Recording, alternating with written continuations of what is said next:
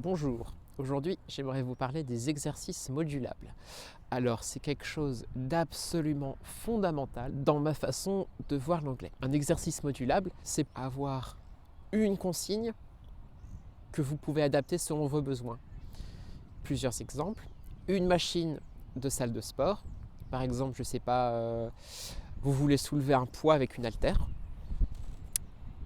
La consigne sera la même, soulever l'haltère, mais la difficulté sera réglable. Donc si vous voulez porter un poids de 5 kg, 10, 15, 50, c'est à vous de voir.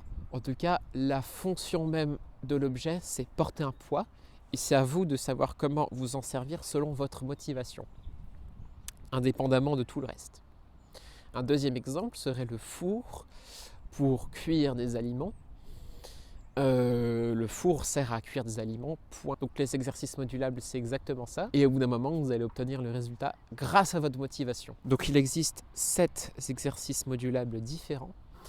Tout d'abord, la fluidité, qu'il s'agit d'aligner les mots les uns à côté des autres sans laisser plusieurs secondes entre chaque mot.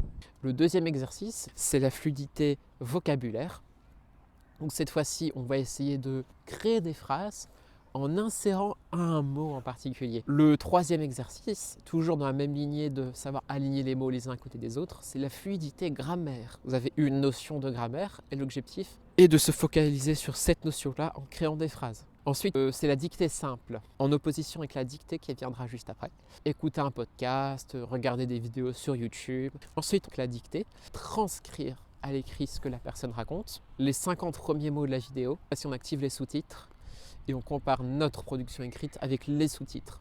Il y a aussi tout ce qui est théorique, donc apprendre grâce à un cahier d'exercices pour avoir les bases de la langue ou approfondir de nouvelles notions théoriques. Et le dernier exercice, c'est la traduction. On ouvre un livre en français, traduire le texte en anglais, c'est un exercice plutôt avancé.